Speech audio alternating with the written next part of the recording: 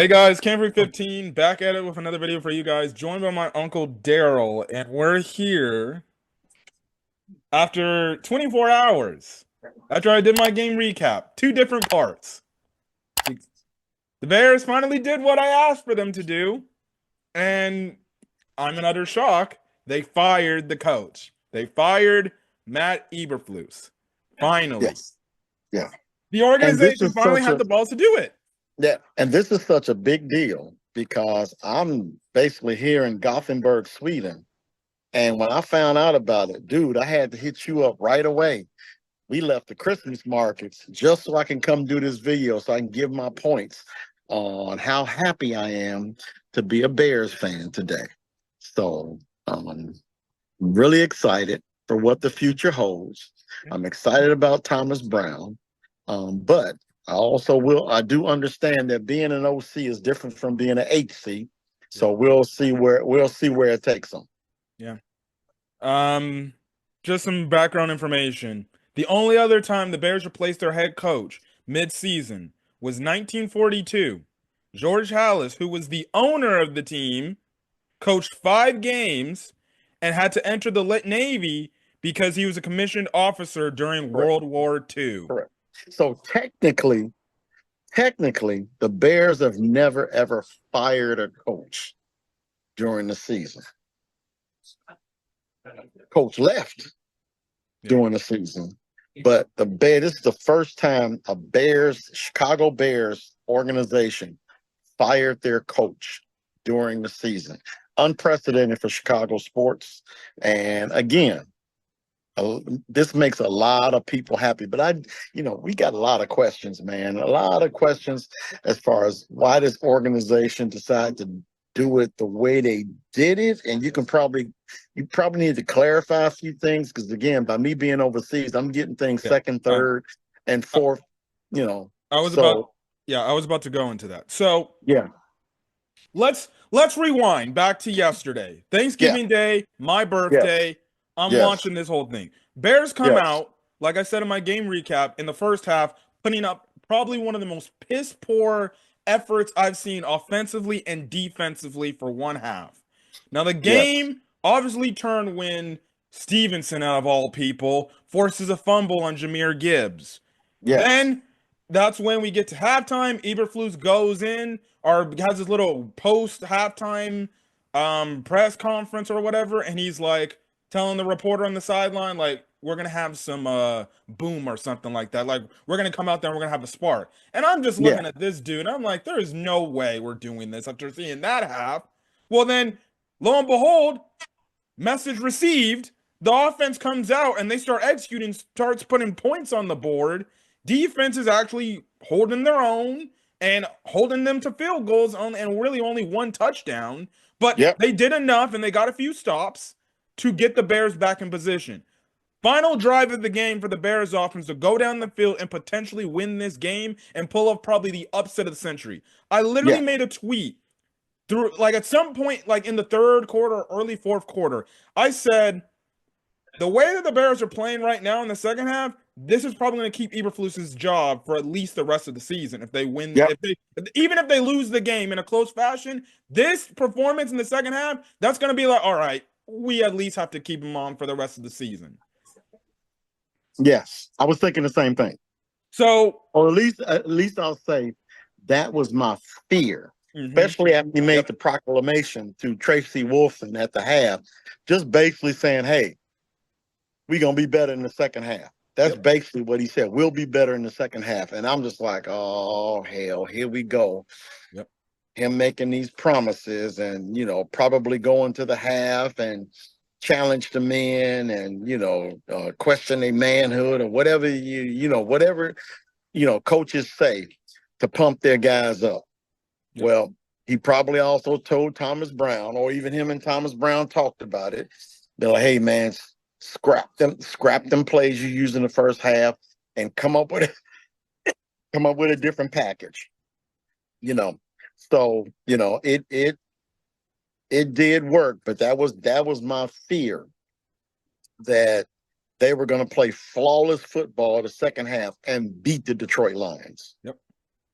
So going back to that drive, we they somehow get it all the way from basically the 1 yard line to basically the 25-yard line. Then that's Yes, when the team starts becoming undisciplined, having these penalties. that's Again, correct. I forgot to mention this in the game recap because I was so upset with the way the game transpired at the end. I forgot to mention Cole Kmet's freaking, and excuse my language, but his fucking terrible offensive pass interferences where it's a pick play. If you're gonna run a pick play, please run, continue running, and act. And that way, it shows the refs, okay, you're still running. You didn't intentionally do it, but it leads it to a 50-50 call right then Correct. and there. Correct. He did that But twice. a few plays before that, they ran it flawlessly. Mm-hmm. They ran it flawlessly. I want to say it was a DJ Moore who got it on a long third down. And they ran that play again, like I said, flawlessly to the point was I was wondering why DJ Moore was so wide open. But this particular play, I want to say it was out of, and you can correct me if I'm wrong, but I want to say it was out of a bunch play. And I don't like it when the Bears run these bunch plays because then they wind up plus the fucking up the area Yep. that they're running from. Usually it's the right side. So, but this time around, I don't think Kmet was actually watching where he was going. It didn't seem like he Now did. he knew what he And was it's doing because he leaned into the DB. and the play that I'm talking about a few plays before that, he actually took the time to get in front of him, but try to avoid him and juke move him. It No, I slowed no the defender down. both times he leaned in. No, come on. I know we disagree on a lot of stuff, but No, he, they showed that first replay. He didn't even touch the defender on that one when DJ Moore got that third down. But the second one, yeah, man, he all but I don't want to say he tackled him, yeah. but it looked like he just opened his arms up and said, "Hey, man, hugs, hugs, hugs." Yeah. And you didn't think they were gonna call it? Yeah. Going on. Anyway, So that yeah, gets called back. yep. Caleb Williams As it complete. should have been, Yep. as it should have been. Caleb Williams completes another deep pass, but then that gets called back because Tevin Jenkins hands to the face, Yep. basically rips the guy's helmet off. So Illegal, then, illegal. Yep. yep. So then what happens is it then goes back. It's second down, Yep. and this is again. I don't know why Thomas Brown decided to call a quarterback draw, whatever. But it also doesn't help when your right tackle can't see an offensive or a defensive lineman to the far outside, and he completely doesn't even pick that guy up. And only reason why Larry Bourne had to go in because Darnell Wright got carted off the field. Yep. So that gets sacked. Then that's when you get the whole issue of the whole operation. And I'm watching this game live on my chair right here, TV right behind me, and I'm just like, all right, call the timeout probably right now. Yeah. Yeah. And they're hurrying back up, everybody's getting on the line, and I'm just like, okay, all right, fine, just snap the ball then. And Caleb Williams not snapping the ball, and I'm like, snap the ball, and I'm seeing the clock, the ticker go off, tick, tick, tick, and we're at the point where it's like 24 seconds. I'm like, what are we doing? Snap the ball Yep. or call a timeout. Yep. And they keep letting it go, and I'm like, what is going on here? And by the time the ball is snapped, it's got like 7 or 6 seconds left to go in the game. Caleb Williams just heaves it up, incomplete, game over. And then he didn't even throw it into the end zone. And I'm just sitting here on my freaking chair like, the hell is going on? And then First of all, what ticked me off more so than anything about this, especially as it relates to Eberflus, he can't sit up here and say that we were doing exactly what we wanted to do when you get the ball at 32 seconds and you run that entire 30 and you just basically watch. You're watching as the clock is moving. You're watching. All the fans are saying, call the damn timeout at 12 seconds. Call the timeout at 15 seconds. Call the timeout broadcast, at Tony 20 Romo and Jim seconds. Nantz were saying that on the broadcast.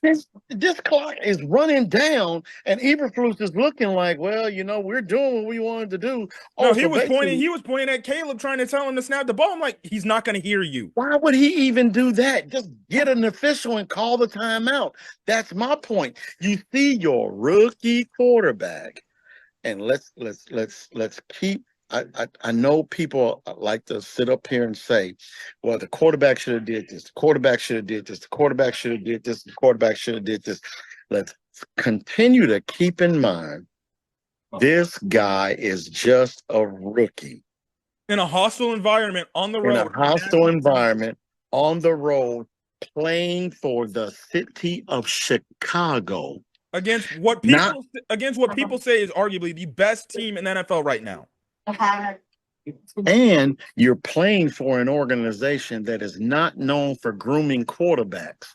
And you expect this young man just to sit up here and take these blinders off, look at the world as it is, and sit up here and be, let's just say,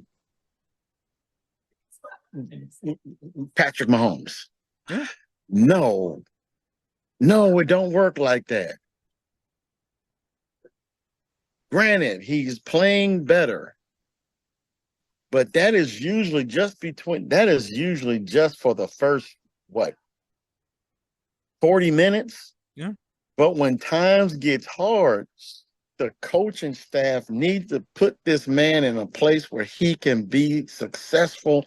And unfortunately, they did it again. Now, what I was saying was at the 2-minute warning, this is what usually really good coaches do.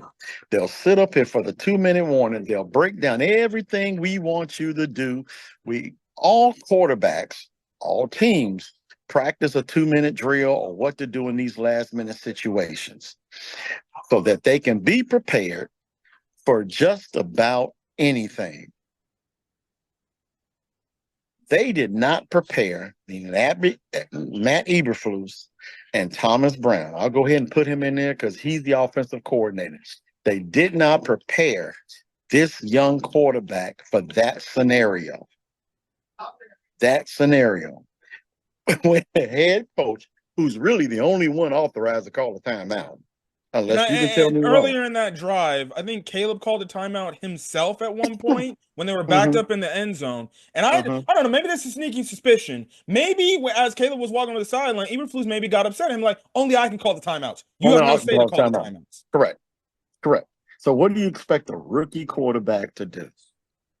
Boy, you probably already told him you can't down it because it's third down. Because that's what Caleb Williams said in his press conference at the game. He said, look, I'm just running with the play what coach said. That's correct. So you can't sit up here and put all of that pressure on that young man. I'm sorry. When Matt Eberflus saw that clock at 20 seconds, at that point, he should have called a timeout. Yep. But instead, he's like, come on, run the play. Dude, man, you see the quarterback ain't running the play. They're all discombobulated on offense. Even the receivers like, wait, what are we doing? Absolutely. So obviously, nobody on that team was prepared for that situation. And yes, that falls on that head coach. When he saw that clock getting down to 20 seconds, me personally, because actually I was yelling, I was screaming timeout. Actually, I was screaming timeout at 32. Yeah. Timeout. Thomas Brown could have came up with a play to get them out of bounds or get them closer. Yeah. So then fast forwarding to the press conference, and it took them a long time till they got to the press conference. Yep. And this is after basically the entire United States is roasting Matt Eberflus for his freaking decision. You got Jimmy Johnson saying, I ain't seen something like that in 70 years of coaching. You had Bill Cowher like, what are you doing? Matt Ryan, Tony Romo's over here talking about this. Everybody on Twitter is talking about this. I'm just like, I'm looking through my TL on Twitter. I'm just like, they are roasting the hell out of this guy. He comes up on the stage and he literally defends and said, we had a good operation there. Just like he said in previous weeks, when you have these late game situations, he didn't come through where he's just like, I'd do it again. He said that again yesterday after the game was over. Yeah. And I was going to ask, because we were talking about it, and that was my biggest question. Why put him out there for that 9 a.m. presser and then fire him later? I know. But I'm saying that was my question. Why put him out there like that if eventually you're going to fire him? So given that, we'll talk about it later, but that was my biggest question. I'm like, dude, do you guys hear this man saying this stuff at the post-game presser the next day? His No, arrogance. he said this last night. What? Yeah. Did they bring him out this morning? They brought him out this morning. He basically doubled down again. He doubled down, but that's my point. Why bring him out there? There was no point to it. The media is killing him. Social media is killing them. Local talking heads are killing them. Guys like you and me are killing them. There is not one person that is absolutely satisfied outside of Chicago Bears organization, of course, that was happy with the way this man has been running this team since they fired Shane Waldron. Nobody. So why would you put him out there? So continuing on, you go farther through the night. I'm not saying the loss ruined my birthday yesterday, but it put a damper on it. And I'm just over here heated listening to all the Bears podcasts that were doing their little mini Thanksgiving streams talking about everything that was going on. Obviously other broadcasts, the Fox broadcast with Tom Brady mentioned it, NBC broadcast mentioned it, like, oh, you don't want to be like the Bears, what they did and everything. And you're just hearing what other people now. Jay Glazier, after the Cowboys-Giants game, he got reports and he got calls from people within the Bears organization talking about, I got calls. There are people in that building that are very upset, very infuriated. And I'm like, is this finally time that this is the breaking point? Was this finally the moment where they're like, okay, we got to go. So fast forward to today. I even wake up at dang near 5 Pacific Standard Time, California time. So I'm just waiting. I'm like, okay, they had to fire him. I said in my post-game recap yesterday, there's no more excuse anymore. Yeah. Enough is enough. You have to fire him first thing tomorrow. Yes. Otherwise, he continues on. This team, we saw how they gave no effort in the Cardinals game after that Hail Mary. They would have never given up. They would have never given any more, excuse my language again, shits going forward for the rest of the season. They would have been going through the motions and then been like, I'm just going to get through the season and maybe something happens. Yeah. So I'm listening to obviously ESPN 1000, seeing what's going on. Now, as a buildup is happening, beat reporters for Chicago are saying Eberflus is scheduled to have a press conference, a Zoom press conference this morning at 9 a.m. Chicago time. Okay. So the buildup is getting there, and it's like, okay, surely they can't have this guy go. And I'm just like, realistically, if you're going to fire the guy, you're maybe going to fire him maybe an hour before the press conference happens, and then maybe Ryan Poles or Kevin Warren shows their face explaining what the heck happened. So clock is ticking. It basically gets to 9 a.m. I'm like, they ain't fired the guy. Now, the interesting thing throughout this whole situation is you got Bear beat reporters leading up to 9 a.m. start time saying, we have not got the Zoom link yet. We haven't got the Zoom link yet. Then they got the Zoom link. But then the Zoom room said participants TBD. And I'm like, maybe there really? is some thing. And then that's when beat reporters made the mention like, okay, yep, he's here, he's there. And I'm just like, these dudes, realistic. I can't believe these dudes. And when they said he's on the screen in the Zoom room, the only way at that time you could listen to it live is if you watched the ESPN 1000 a live stream on YouTube or you listened to on the radio in Chicago. Okay.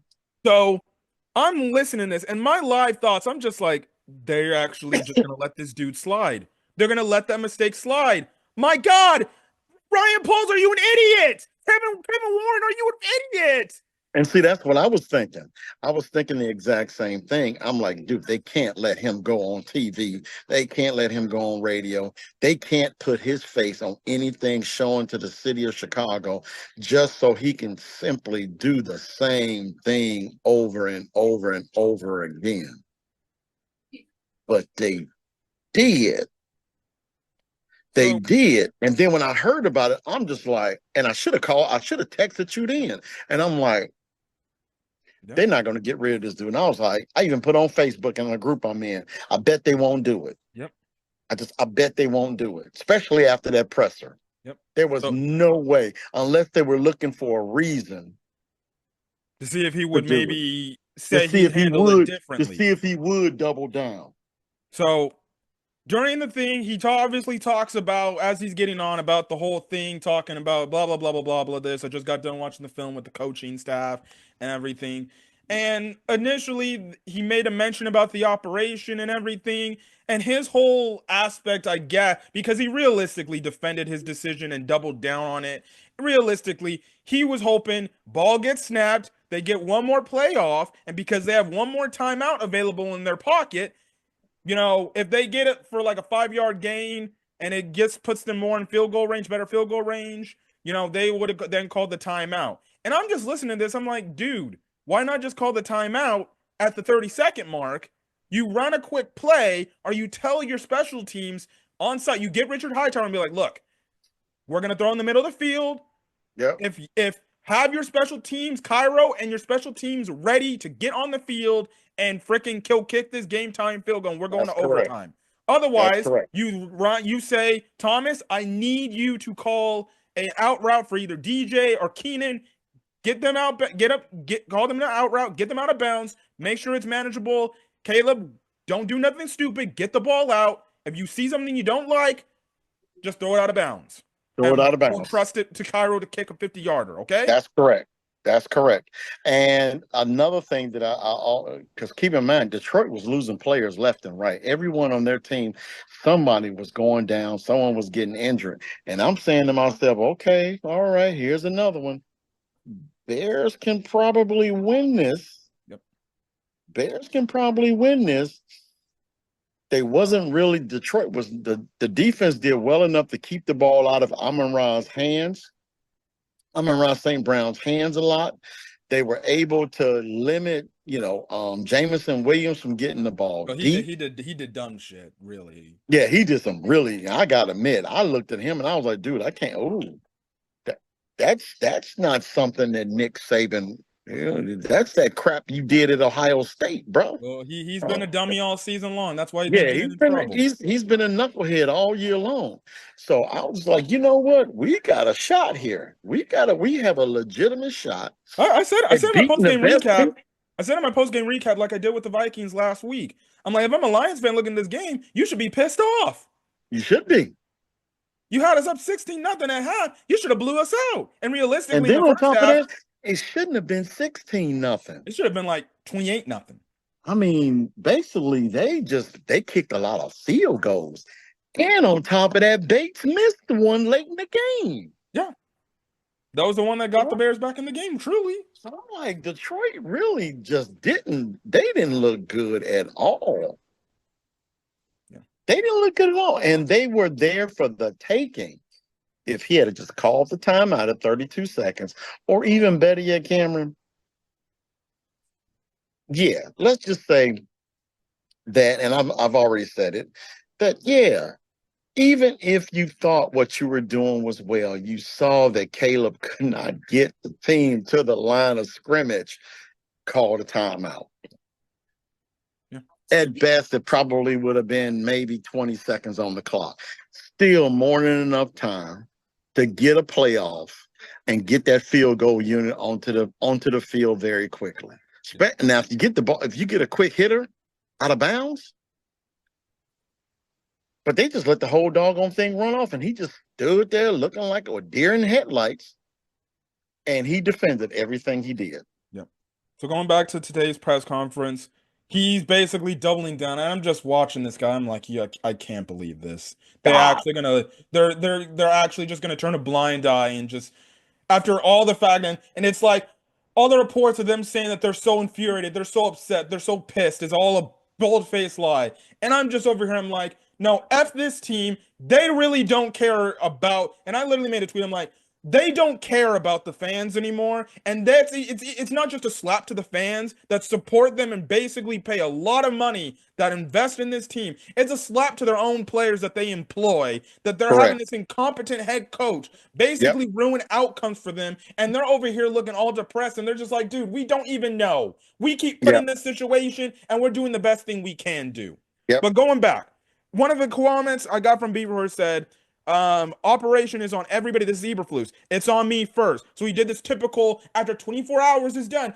Oh, I'm gonna start taking the accountability thing. And again, we said it after the Washington game. It feels hollow because you didn't do it the first time on the Time. you knew when you messed up. Correct. We were just hoping we get the playoff on time. And at that point, I'm just not listening. First two questions that were asked to him was from beat reporters asked him, so what's your job status? And he wasn't really getting into that. And then he made a mention like, I did meet with Ryan and Kevin after the game, and a little short debrief. Then he started going on talking about like, because I think another question popped up, and then he's like, well, I'm also going to end up meeting with them again later this afternoon. And when I heard that, I'm like, oh, okay. Why would they want to meet with you a second time? Yeah. And I'm like, the only But way they would do that is if they like maybe came to a decision. He only specified Kevin and Ryan. Now I don't know if Ryan, George McCaskey was in it. Now when they fired Shane Waldron, Eberflus let it out that it was not only him, it was Poles, Warren, and George was in and on it. Probably just to make George aware of the situation, like, hey, we're letting go yeah, of our offensive coordinator. And maybe George is probably just over the side, like, okay, do what you guys need to do. So after the press conference is done, I'm over here tweeting a storm. Bear fans are obviously upset, saying this organization is a complete shit show. It's a joke. yep, They don't yep, give a crap. yep. Fast forward 2 hours later, I'm over here getting ready to go get my haircut. I'm in the shower. I'm listening to a Bears podcaster, Bears Bar Room, with one of the former Bears executives, Greg Gabriel, who used to Mm-hmm. basically run the team during the time they last went to the Super Bowl. Basically from like, I think like '04 on to like basically Lovey's last year. Um, and everything. Or actually, no, the year before Lovey got fired because that's when Emery's group came on in and everything. Right. Um, and that's when the main host of the podcast was like, hold on, Tom Pericero, just breaking news, Matt Eberflus got fired. And I'm like, no way. Then my dad calls me. I'm still in the shower. I pick up the phone and he's like, dude, they just fired Eberflus. I'm like, wait, you're not joking? He's like, yes, they just fired Eberflus. And then I go on Twitter and I see from all the basically talking heads that break these news, Matt Eberflus, essentially 2 hours later after his press conference, got fired and is relieved of his duty. Now I'm in a Christmas market, man. I mean, we're having fun, drinking a coffee, having pastries, and then all of a sudden I see Adam Schefter breaking news. I saw a lot of fake news stuff going by from all these random people that I've never heard of. I'm talking about Eberflus fired, Eberflus this, Eberflus that. But when I saw Adam Schefter posted it, that's when I called you. That's when I called you. And I wanted to know if that was absolutely real. So I'm thinking that after that press conference, and I have no proof to support this, after that press conference, the media blitz in the city of Chicago was horrific towards That whole McCaskey, organization. the They whole couldn't they organization, couldn't take it no more. to the point where they had to do something. They had to Because do it. he came out there with an arrogance that I was just like, dude, winning coaches don't come out with this arrogance. Yeah. I don't see Andy And Reid see, coming out there with this arrogance. and it makes the whole worse that the next two games on yesterday on Thanksgiving Day, they were complete terrible games to watch. Yep. Giants Cowboys was terrible to watch, and Yeah, then I fell asleep on that one, and Miami, I didn't even wake up for Packers yeah, Dolphins because Miami Packers was a complete no-show blowout. And this is realistically, I even watched like Shannon Sharp's show with Ocho Cinco Nightcap, and they're like, yeah, the other two games are blowouts, but I want to talk about the Bears game because of the stupidity of the coach. yeah, Thing. you got everybody just saying, "Hey, man, this coach does not need to be a head coach." Basically, across the board, all of these folks and the Chicago Bears organization, it seemed to me, based on all of that, that it was all falling on a deaf ear until that press conference. Yep. Until that press, but I think they were more embarrassed. They were more embarrassed of all the national headlines they were getting. Correct. Correct. And listen, it wasn't just like the sports background. There were literally like pop culture media references about what the Bears did. Call of Duty came out with a tweet and said, "Oh, we didn't do that like the Bears." Call Yeah, of we didn't do Duty. that. Yeah. It was like legitimately the number one trend, literally all the way to like realistically, at some point the Packers game was basically a blowout. Yeah. It was a trend. At that point, I'm like, somebody in that organization has to see that they're getting literally shellacked by everybody. You can't let this happen. Like, it's Yep. an embarrassment. I don't care Yep. if it's a holiday. I don't care if it's Thanksgiving Day. I said this even in a video before all this. I said, I don't care if it's a holiday. Fire the guy right now. And if it's freaking Thanksgiving, whatever. Show him the door. Just show him the pigs and like, happy Thanksgiving. Enjoy your Christmas. Yeah. Goodbye. Yeah. I would have been like, hey, the family would have loved you being home for the holidays, bro. The family would have loved it. So again, it was just one of them things. Whereas now, who pulled the trigger? Everyone can speculate, but I can tell you it wasn't Ryan Poles. I Hold don't think on. it, Yeah. I Let don't me. believe it was Ryan Poles. You can tell me whatever you want to tell me. I just do not believe it's Ryan. It was Ryan Poles. He just seems a little bit soft to me to make that move. That move probably came from McCaskey or Warren. So That's just the that's so just that's just my thing.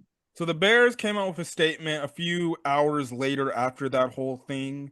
Now there was no confirmation of any press conferences because they said one, the players were off for the weekend, and also two, like Caleb's literally flying back to California to go get inducted, get his jersey retired at USC. Yeah, USC. Yeah, Coaches, they basically were out. So this is the report, or this is what the Bears press release said. The Chicago Bears announced that Matt Eberflus has been relieved of his duties as head coach. Thomas Brown has been elevated to interim head coach, which we'll get into probably in the next half of our video.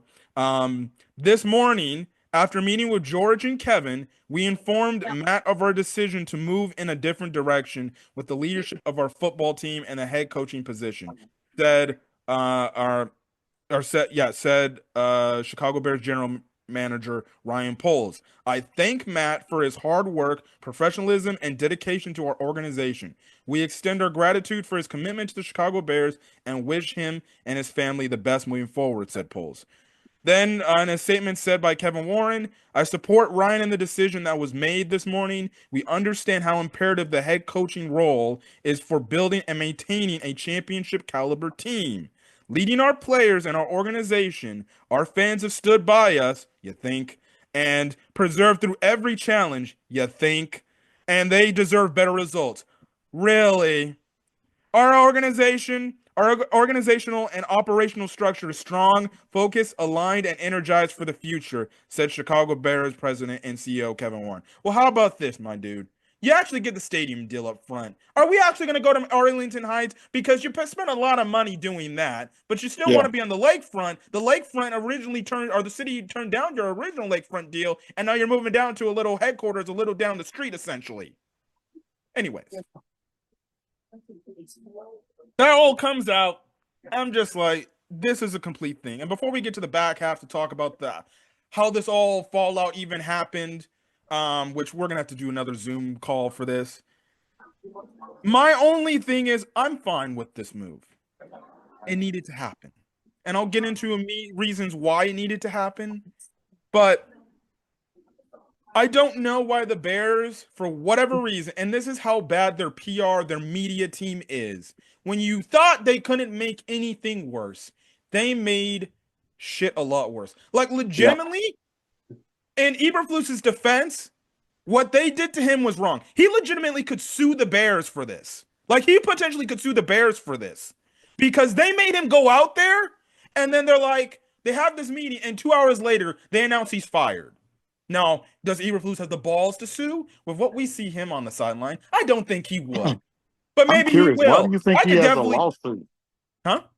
Why do you think he has a lawsuit? Because you could say wrong. Obviously, it wouldn't be wrongful termination, but the way they handled it. But whatever, whatever. I don't care. If I'm a lawyer with the way he's coached that football team, there ain't no way in hell I'm taking that case. Yeah. Anyways, regardless, It's a bad look for the Bears. It's a Yeah, bad look for the Bears. And I just hope like for other coaches that maybe want to interview, it's not this is a look that doesn't turn them off and it's like you let this coach go out there and interview and then you fire him 2 hours later. What the hell's going on? yeah. I think what the Bears are going to have to wind up doing, and I'm pretty sure we'll get it to the next part of the video, is that they're just probably going to have to add a couple more zeros Yeah, to that essentially. check to go ahead and woo someone to come deal with this piss poor organization. That's what the Chicago Bears organization has been for years. But we'll get to it later. Yeah, it's still mind blowing that they let this dude basically go out there, say what he needs to say, and he literally says in the press conference, like, "I'm preparing as if I'm getting ready to go coach against San Francisco." 2 hours later, you fire the guy, and I'm just like, you couldn't like if you knew you were gonna fire him and you were that infuriated with his decision, why not say press conference off or we're pushing it back to this maybe another time? Like you could have pushed it back an hour or maybe till 12 Chicago time, and then that's when you can announce the firing. You have Ryan and Kevin on the Zoom call actually be the ones to talk about and be like blah blah blah blah blah, say what they got to say, and then they'll take Correct. it, right? Correct. But no, the Well, see, Bears don't do that. They make things harder and they make themselves look more of an organizational joke. yep. Yep. And honestly, Ryan Poles running out of excuses. Oh, he's officially in the hot seat now that he made this decision. Yeah, I gotta admit, running out of excuses. And it's funny because before this video was even, I actually made a little early video after the Eberflus press conference this morning, and I'm like, well, I gotta can this video now because this video is null and void.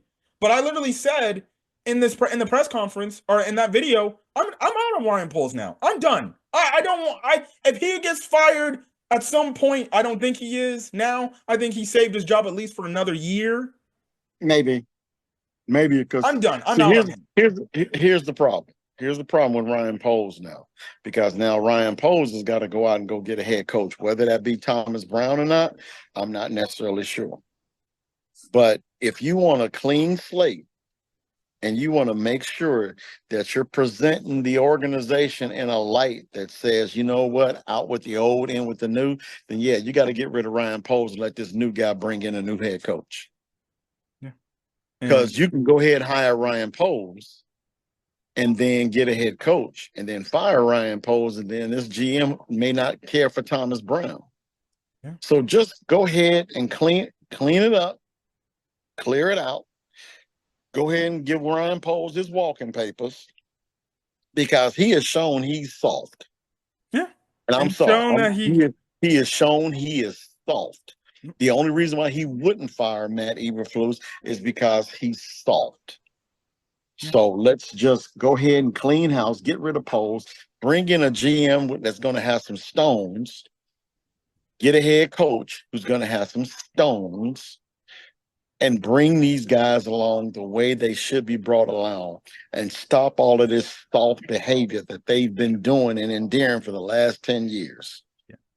We're going to get to the second part of our video, and then that will basically be it of the video as a whole. But we'll come back and we'll talk about this and all this Fallout stuff. All right. Back with the second half of our video, which is just talking about this whole thing where this whole thing went wrong and everything. Just as something on note, I wanted to make a mention. Courtney Cronin, who's another Chicago Bears beat reporter, she said something of note from yesterday. Once media was allowed in the Bears locker room after the lengthy cooling off period, Kevin Warren and Ted Cruz, who's a special advisor to Warren and the Bears chief administrator, and the Bears chief administrative officer, they hung around longer than I've ever seen them do following a game. Warren spoke with several players as they gathered their belongings and headed to the team buses, which I haven't seen to this extent following a win or a loss. Have to wonder if those words of assurances that the decision makers in the organization, as team president Warren is over the business side and football operations, would soon try to right the ship after 6 straight losses. So it was clear. And there was even reports that even Poles was in there pretty long too. He had a little conversation with Caleb. It was clear. They knew, and they probably at that point in time, they were like, we got to get this guy out of here. Yeah, we got to get this guy out of here. But at the same time, though, that's right after the game. Yep. if that be the case and you knew that then, Why'd you try why him? push him out there for that 9 a.m. presser? Why not either fire him before the 9 a.m. presser or postpone it? Postpone it indefinitely if you need to. Yeah, Just and don't it's put even and him out there. it's even more of an indictment. They just wanted to release a press statement and just obviously continue to hide. They didn't come Yeah. out and have immediate press conference, basically saying like, call the Chicago media, tell them to come back to Hollis Hall. We need to talk to them and address this. No, Yeah. but they probably won't speak, and hopefully, I would hope they both speak on Monday because that's when everybody gets back in the building. Because that's when you're probably going to address the players and Well, say I mean, you don't have a choice now. You have to you address have him. to. You you can't sit If up not here Kevin now. Warren, at least Ryan Poles. Well, Ryan Poles for sure because he's on the football side of the operation. Yeah, Yeah, Kevin Warren is basically the business side. yeah, The football side is Ryan Poles. So he's going to have to get in front of the Chicago media and own it and just basically say, yeah, we just got tired of Eberflus and his shit. yeah. We just got tired of it. And I bet you already know the first. See, if I was in that room asking the questions, I'd be like, so, about Jim Harbaugh, are you regarding that decision now? Because you're the same guy that said he was the head coach of Michigan, and you let him walk away. And this is the and I guarantee you, he talks to the media. A lot of reporters are going to ask him, so why did it take this long to fire the coach? When realistically, it might have been better to fire the coach to pair and get a new coach to pair with Caleb. Or even better yet, Cliff Kingsbury. You know the reports that went out about Cliff Kingsbury. I didn't want to bring Cliff Kingsbury on because he's just a little bit too flamboyant for me. And well, we all knew that, okay, yeah, Cliff Kingsbury has got head coaching experience. Cliff Kingsbury is the offensive coordinator. Cliff Kingsbury is innovative. A lot of things that Matt Eberflus is not. So I, it's it's just a messed up situation that McCaskey, Warren, and Poles created. Yep. And now they're in this cesspool of a media disaster.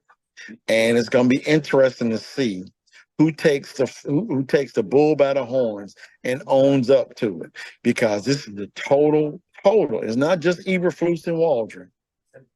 It's a total failure of the entire organization. I'm curious to see who is going to own up and accept responsibility for it. And for me, it's got to be Ryan Poles. It's got to be Ryan Poles He because let this thing fester too long. We were here last year and we said it after the Packers game, and realistically after a whole season recap. We said if you're going to go for Caleb, the best thing to do is probably let this coach go.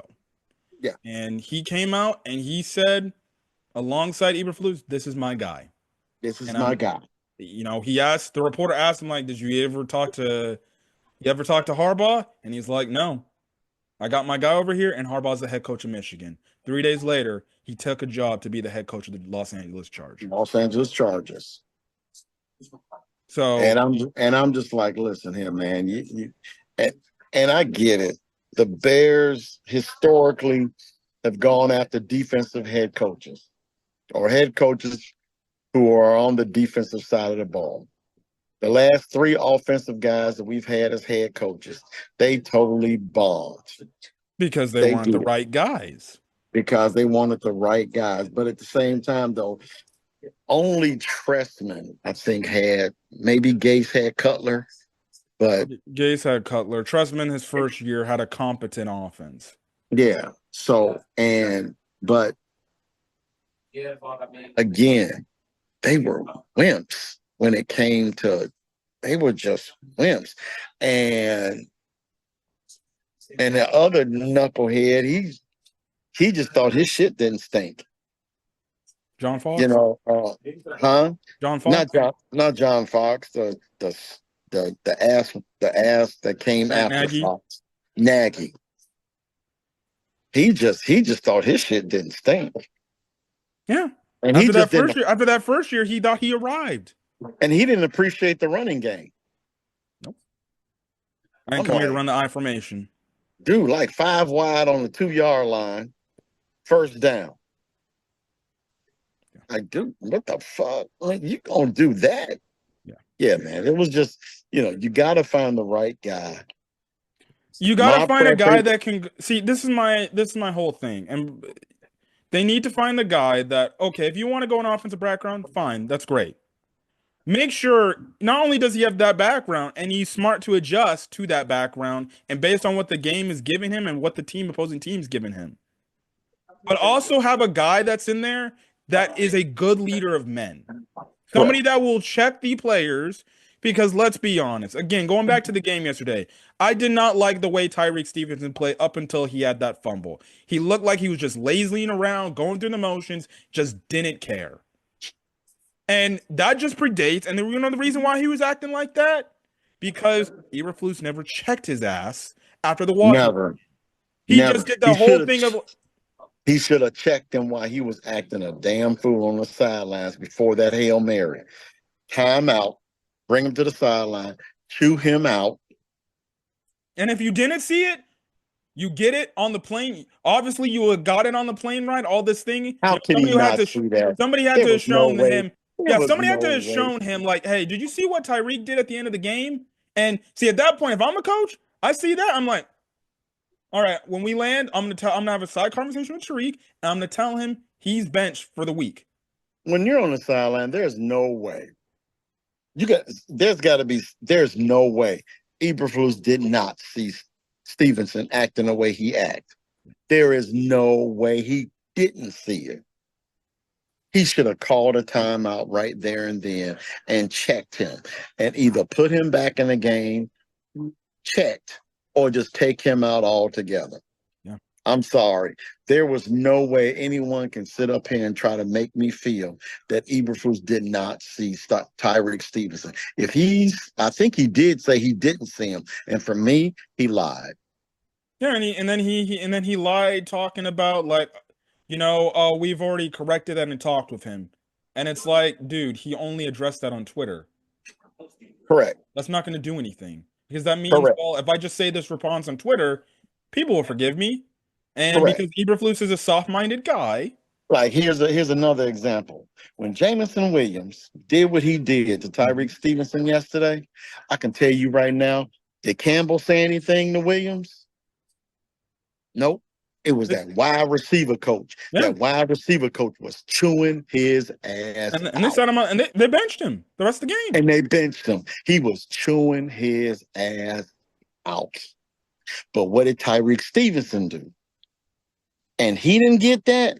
That Nope. tip, man. And then even That following says a games, lot. even following those games, he did that chirping stuff again. I'm like, dude, stop Yeah. talking. Dude. You have no And then right on to talk. top of that, the reason why Williams did what he did is because Tyreek Stevenson running his mouth. Yeah. Not checking that Tyreek personality. Stevenson running his mouth. And You that's got what a I mean. Florida We guy. we You got a Florida guy going at an Alabama guy. So all they're saying, he's just running his mouth. yeah. And that's Dude. what I mean. We need a leader. We need a guy that's coming up in here first day of the offense to be like, look, just like what Dick said. Some of you may not be in here, but just let you know, I ain't gonna tolerate nothing. Yep. And if you try to be funny and you try to think that this is a serious thing, I'll go up to Ryan's office and I'll say, cut him. I don't care how much you love this guy. Yeah, Cut I him. don't care how much you love him. Get rid of him. And see, that's going to be a problem too. Poles has got to get the right guy. Yep. But do I think Poles has got the stones to bring in, like, let's just say a Jimmy Johnson type, the one who's gonna break every bone in their body just to get them to where they need to be? Is he gonna bring in that kind of guy? Honestly, I can tell you right now, I do not believe so. I just don't believe it. I think he gonna bring in another Eberflus type that's gonna show, leadership of men and treat these guys like men and things of that nature. And I'm sorry, after watching Tyreek Stevenson do the things he's been doing, I'm sorry, man. You got to bring a cat up in there that's gonna drill sergeant these guys. Yeah. So before we I get to mean, the whole finish. go ahead. I said you got DJ Moore giving up on plays. Yep. You got Brisker tweeting. I forgot to mention. So when the Yeah. Zoom press conference went live, Yes. the moment Eberflus went live and started talking, Brisker tweeted out a laughing emoji face. And I'm Correct. like, oh my God. He knows what's up. He don't like him. It's at clear. all, at all. But I still say this, and going in reference to um, comparing Eberflus to the other, more successful coaches in the league. You think you would have saw this in Kansas City? You think you would have saw this in Pittsburgh? Nope. You think you would see this even with all the troubles that's been going on in Philadelphia? I can tell you right now, you just don't see that He in corrected it, Philly. and guess what? They're on a winning streak right now. They're on a winning streak. You don't even see this crap in San Francisco, and they having hard times up in there. That's because Brandon Ayuk was giving them some problems early on, and they're like, okay, we'll correct that's that. true. But John Lynch is like, We'll correct it. John Lynch is like, listen, not in the media. Yeah, and guess what? Handle your business. You handle your business under this roof, so Yeah, we can deal with it like men. Don't bitch out to the media and expecting results, because this is the result you're gonna get. And they basically threatened him like, look, dude, we'll trade you to Cleveland. We'll Trade you your to ass to Pittsburgh. Cleveland. That's John Lynch. And then he's like, oh, all right, I got you. All right, I won't do it. I won't do it. You damn right you won't do it. You don't. Now, granted, even John Harbaugh has had issues in Baltimore. Yeah. But they really didn't go to the media to solve their problems. You saw their disappointment on the sidelines, but you didn't see that stuff in the media. Yep. Because it was just in house. It was absolutely. While the Bears, and we'll get to the whole losing streak and everything, but after really the Washington thing, that's when the players started coming out and like, all right, I'm just going to take things into my own hands. Keep in mind now, DJ Moore has been doing a lot of. He was the main leader of that. Giving up on plays, not really conversing with his quarterback, and I get it. I'm pretty sure Caleb Williams is that cup of tea that you probably have to put a little sugar in just to get it to taste the right way. I'm pretty sure that he is not everybody's cup of tea. But still, he's your quarterback, and he is playing well. He is turning it around. But you got to get you're real. Not only do you have to have a leader up in there, you have to have someone with the experience that has seen just about everything on a football field and can manage the game. Yeah. From a coaching standpoint, that can manage the game. Gerard Mayo in his press conference this morning said, like, after that game, I literally called our game manager strategist, and I told him we can't handle situations like that. No, ever. And that's the second time that openly a coach has admitted, because after the Hail Mary, that's when you have the report where, like, a bunch of coaches called me and said, like, I'm not handling that situation the way the Bears did.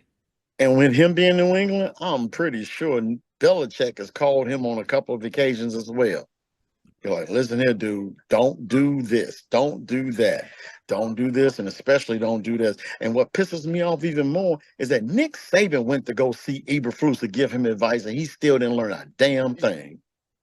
Saban probably, when he saw that whole issue break down at the end of that Lions game, he probably had his hand over his face like, Matt, no. He probably even couldn't defend that if they were to ask him. You can't defend. First of all, you couldn't defend the Hail Mary.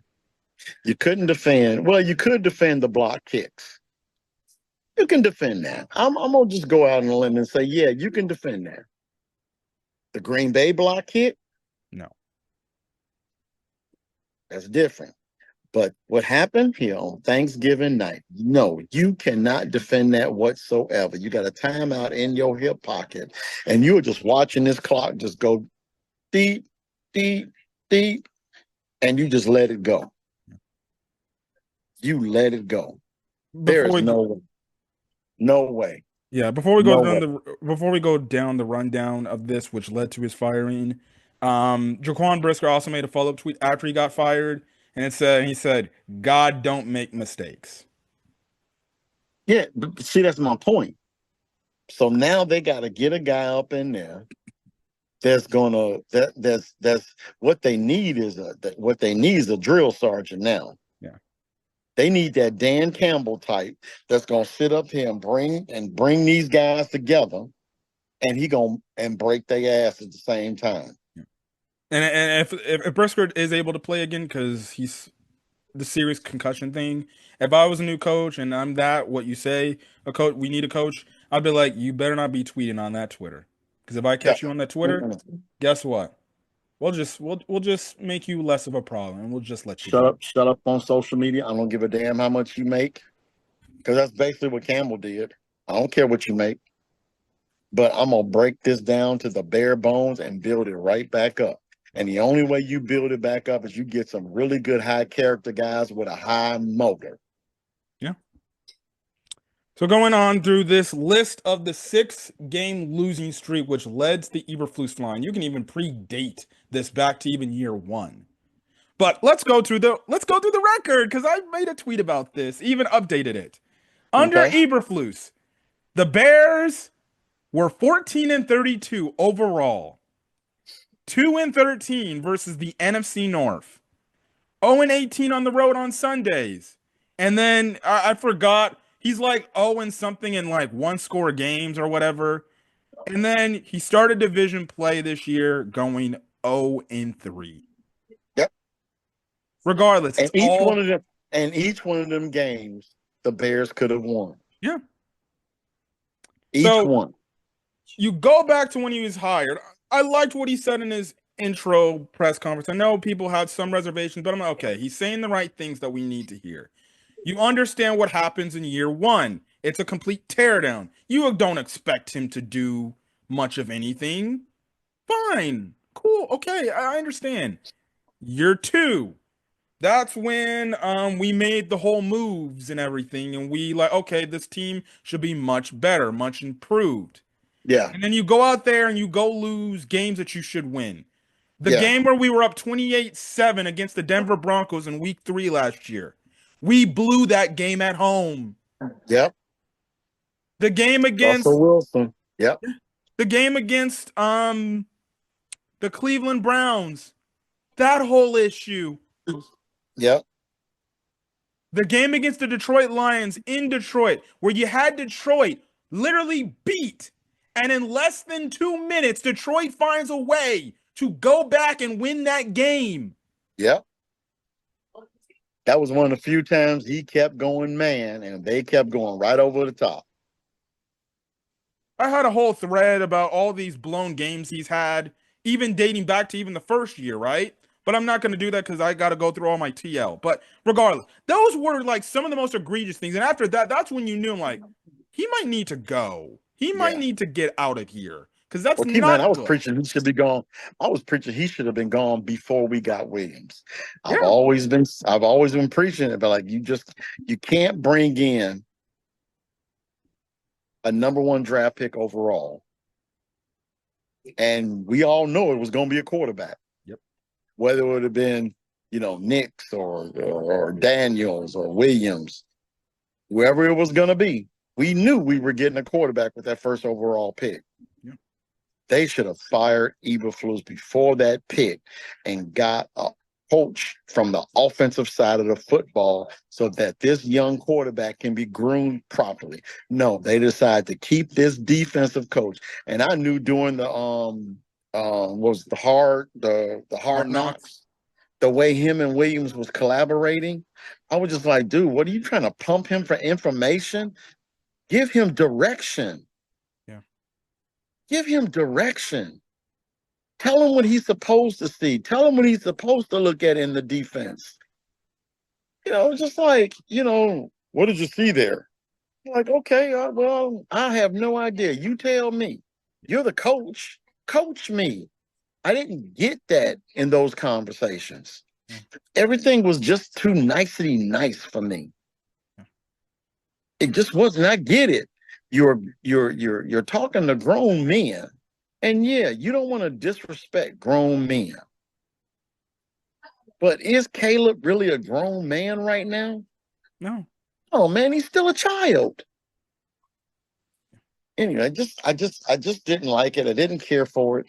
and they should have just fired him and got someone who was well versed in offensive football. And then going back to that last year, after the Packers game in week 1, Alan Williams, who had a terrible performance as the defensive play caller, Yep. fired literally that exact week leading to week 2 because Oh, of for the HR violations that we still violations. don't know Yeah. about. But Yeah. my best guess is just like with the last running backs coach before we got the new one, Chad Morton, it must have been for inappropriate reasons, because then you not only fire that coordinator, you fire that assistant coach, Correct. because the running back coach, from last year, he got fired because of HR violations, inappropriate behavior. Correct.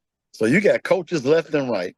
They're being let go, being Luke fired for Getsy all these different violations, but you still keeping the one dude at the top. Yep.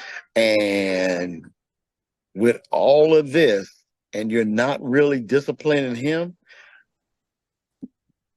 yeah, his arrogance knew no bounds. Yeah. Him approving the hire of Luke Getsy and not really checking Getsy and saying, nah, dude, we can't call these plays.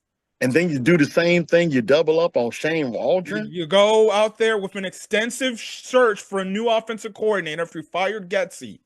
And your information didn't tell you Shane Waldron was basically another Getsy, if not worse. An idiot. And you had all these other offensive coordinators that went to these other teams, Liam Cohen, Kingsbury, not Joe Brady, the guy at the Saints, Kubiak, a bunch of other guys. Kubiak. The guy who's now the interim head coach, Thomas Brown. You didn't think to maybe go with them because they look great in their roles as offensive coordinators, and you wanted to hire the boob Shane Waldron, who coming from Seattle, a bunch of people were like, "The hell are they hiring that guy from?" Pete Carroll literally lambasted this guy. And told him, you don't correct your thing, you'll be let go. And of course, he corrected some things, but he still was not doing much of anything. Yep. And he only had that one really good year in Seattle. Yep. And it wasn't really a great year. First year. And it wasn't really great. It was great from a quarterback standpoint. But what did they do when they get to the playoffs? Nothing. And the following year, nothing. So, I mean, it's just and then on top of that, they got Bill Polian to head up the search for a head coach. And I'm just like, oh, fudge. Why the hell you getting Bill Polian? He got to be close to 90 years old. The game has clearly passed him by. This is a new football game. And that's where I blame it. That's why I blame it on Ryan Post, because the reports are saying that even though they gave him those to their top 3 searches, they allowed Ryan to say, hey, man, if you want to go out there and interview other candidates of your choosing, you have full autonomy to do that. That word's out. But Post, for whatever reason, was stubborn. Going on into this year, you hire Waldron. So you have a pathetic offensive performance week 1, but your defense plays good. Week 2, you know what happens there. Week 3 was when the start of the issue started to become a problem. Yeah. Where you have Waldron on a goal line situation, not understand, why am I letting my receiver block a freaking 300-pound defensive lineman, gets blown up, blows the play up on second down. And then you another bad play run on third down, and then you run a speed option college play on the 4th down as your best play. And Eberflus then, after the game was over, did not correct that and say, no, I talked to Waldron after the game or during that sequence and said that can't happen. But see, he wasn't able to do that because he's more worried about calling defensive plays, guys. He didn't let Eric Washington call the plays and let him be the head coach. So then you get into next week, you get through that, you get the 3-week stretch against the Rams, the Panthers, and the Jaguars, where things are all good and dandy, and you get through those weeks, you play solid football. And you're like, okay, going to the bye week, you're feeling good. You're like, maybe these guys can turn a corner and actually step up their play. And then you get to week 8, the Hail Mary from Hell game. In Washington. And throughout that whole week, it's the whole, hey, you got the 2 young quarterbacks. They were both taking 1 and 2 and things of that nature, Jaden Daniels is playing much better than Caleb Williams. And we think that a lot of folks are going on once, and I think the Bears made a mistake by drafting Williams. I personally do not. But that whole week was just one big media blitz about these two quarterbacks. Game All the flex to a primetime slot. Yep. And And Caleb plays horrible in the first half. He gets it together in the second half, only for Eberflus to just be Matt Eberflus. Go ahead. I said the Colts game was a start to the problem. That's correct. This was the game, and we were on the game recap together when this happened. And I Yep. said, this is the, if you want to tell me what was the 2024, 2025 Bears season all summed up in one word, it's this game in its entirety. Yeah. I don't know what they did over the bye week. We may never know what they did over the bye week, but it's clear they all felt themselves. Like how when Colorado got blasted by Kansas and Dion came out and said, no, we felt ourselves too much. They felt Yeah. themselves too much. And now they understand what it's like to get their ass kicked by a team that don't give a crap about them. Yeah. That's what happens. They felt themselves. They thought they had arrived after beating mediocre average teams, which that was an Eberflus staple his entire tenure. He would beat the mediocre teams, but when it's time to get up against the elite coaches, the elite quarterbacks, he would be a no-show. Yeah. This was the game that realistically ended the Bears' season. And this is what exposed every single problem the Bears had going forward. Because then you have Shane Waldron calling a fullback dive to a backup center. And of Yep. course, he fumbles the He ball on the fumbles the goal. football. Caleb Williams finds a way even after that to get back into the red zone. You score the game-leading touchdown with 23 seconds left to go in the game. Virtually no shot. The Commanders come out of this game and win this game. Yeah. But what does Matt Eberflus do? I'm just going to let them have free extra 13, 15 yards. And justifies his decision by saying that 13 yards didn't even matter because they still got to throw for the Hail Mary. And then Didn't even think that, you know what, maybe a 65-yard throw is a little bit better than a 52-yard throw. He didn't think like that. And mind you, Jaden Daniels is coming off this game with a rib injury. Correct. You won't get enough power on your throw with a rib. And the Bears defense held him in check. Yeah. Held him in check. Up until that touchdown, I mean, what was it, 15-12? Yeah. So then he does that stupid play. We already talked about the Tyreek Stevenson situation. Yeah, we don't need to talk about that no more. Yeah. He gives up that touchdown. He only runs a 3-man rush. Have TJ Edwards spying for whatever reason. Spy. QB spy. Touchdown. On a Hail Mary. Yep. With 2 seconds left. No timeouts. You're going to QB spy the quarterback. For what? Whereas the play before, I think it was Detroit and Minnesota.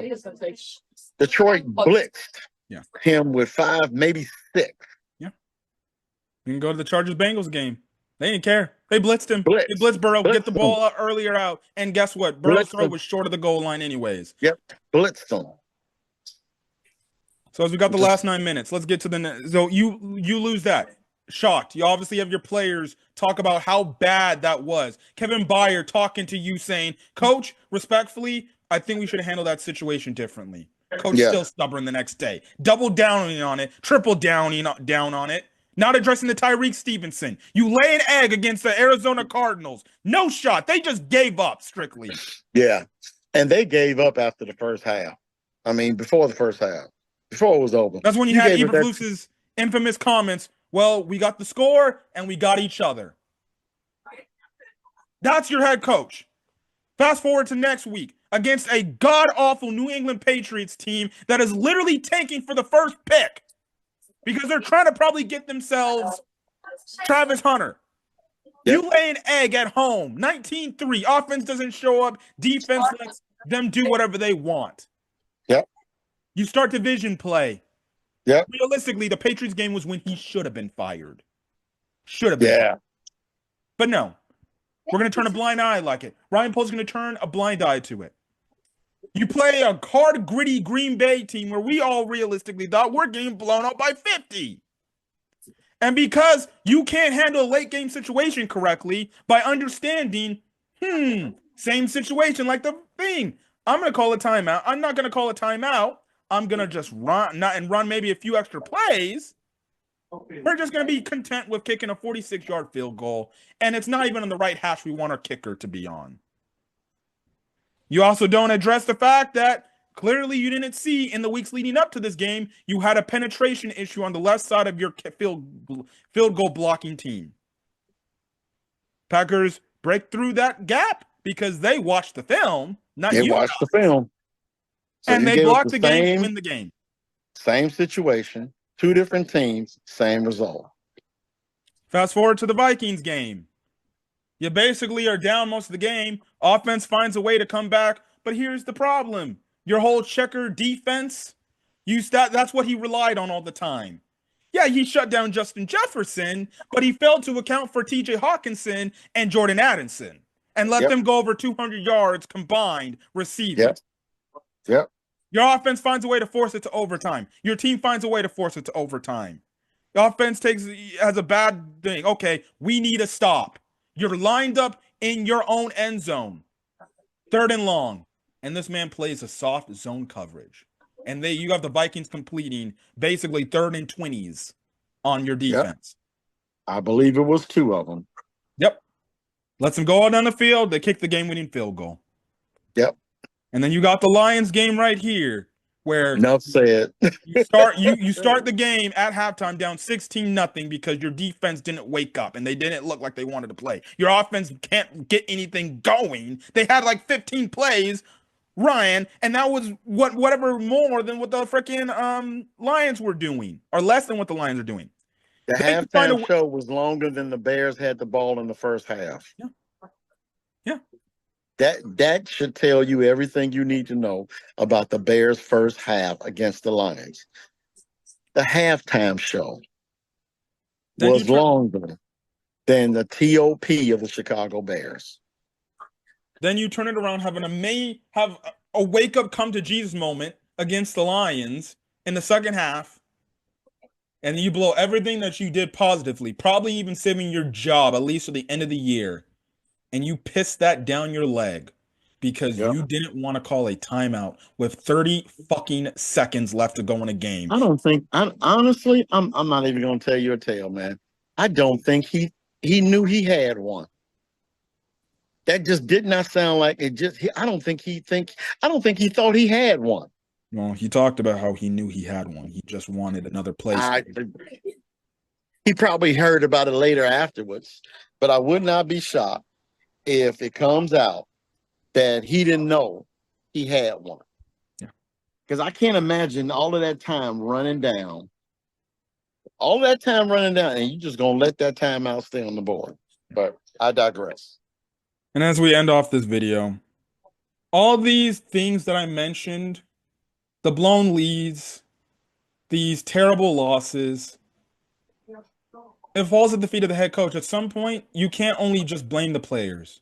I think we said this before. You can't blame the players. No, you can't. You have to blame the coaching at some point. At some point, there's a reason why the same things consistently happen. There's a reason why you lose these same exact ways, week after week after week. That's correct. Because you can't get out of your own way. And because he couldn't get out of his own way, that's why this man is out of a job. Do I feel bad that he lost his job? Yes. You don't want to lose your job. Will he ever get a head coaching opportunity again? More than likely not. That sealed his deal of getting a head coaching gig. He may get a head coaching gig in high school football, but in college and NFL, he'll never get it again. He pissed down this whole opportunity down his leg because he didn't want to get out of his own way and not only hold himself accountable the moments after games are over, but even the day after. And that's on him. So I have no sympathy for this dude. I have no sympathy for his family. I don't care anymore. He made a lot of Bear fans' lives hell. And if he wants to find someone else to blame, and especially if he wants to blame the way the Bears fired him, well, blame yourself. If you never got yourself in these situations, you never want to get it. His bank account ain't suffering. His bank account is not suffering. Yeah. I'm pretty sure that he gets a nice little package to go home with, even though he's fired. He was making close to $5 million a year, maybe six. He is not suffering. He good. Literally gifted a golden platter on his plate. Yeah. The GM gave you a bailout and said, you know what? I won't fire you, even though we are getting a new quarterback. Here's your chance to prove that everything that I basically lambasted on you that I thought you had that's all gone now. Yeah. And again, we can blame Ryan Post for everything. That's his fault. That will be a video for another time. That's true. It's another video for another time. But I honestly believe he on the clock. Yeah. He on the clock. And now guess what? Because of that, he still has to hire a new head coach. With this new head coach, they have to rebuild this offensive line. Yep. And then on top of that, if this coach is not Brown, whoever this new coach is, he's got to be the right guy. He's got to pick the right guy. Someone that's going to be innovative with this offense. Yep. Because if not, we're gonna lose players at the end of the year. And I do not want to lose Keenan Allen. I think Keenan Allen is a really good wide receiver. I think DJ Moore is a really good wide receiver. Rome Odunze is a really good wide receiver. Cole Kmet can be a Pro Bowl tight end. We have got to build this, and I think DeAndre Swift, I still say it. We can debate about it. DeAndre Swift is the best player on our offense, and we need to make sure this cat gets the football. He gets the football, I honestly think we will win some football games. My opinion only. And the most important thing you don't want to lose is the quarterback you got. That's correct. And Caleb Williams, he'll quickly see the situation, and if it's not good, by year 3, he'll make his decision up. I'm getting out of here. Well, they got to get the right coach. They got to get the right coach. Yeah. They got to get the right coach. Next year's going to be huge. Next year, I expect them to I need them to get to the playoffs. Next year, they have to. And if they don't, kiss Caleb Williams goodbye. Whether they have Thomas Brown or not. And I'm not going to sit up here and go out on a limb and say, hey, we need to just go ahead and make him the head coach. I'm not going to say that. Not when you're going to have guys like Ben Johnson still out there and other experienced head coaches, whether they're on the defensive side of the ball or not. No, I do not want Mike Vrabel. I know a lot of folks is going to say that. No, I don't want him. But at the same time, he is better than Eberflus. Anyways, we're going to get out of here. I said my piece. Yep. He's fired. The cancer is gone. Gone. I need Ryan Poles, and this will be another video at some point down the road. Yep. He needs to hire the right guy.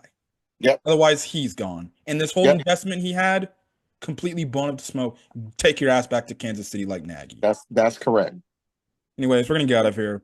Catch you guys in the next video. We'll be back for NFL predictions, maybe at some point a Ryan Poles video. Till then, guys, stay safe out there. Enjoy your Thanksgiving holiday weekend and prepare for Christmas. Peace.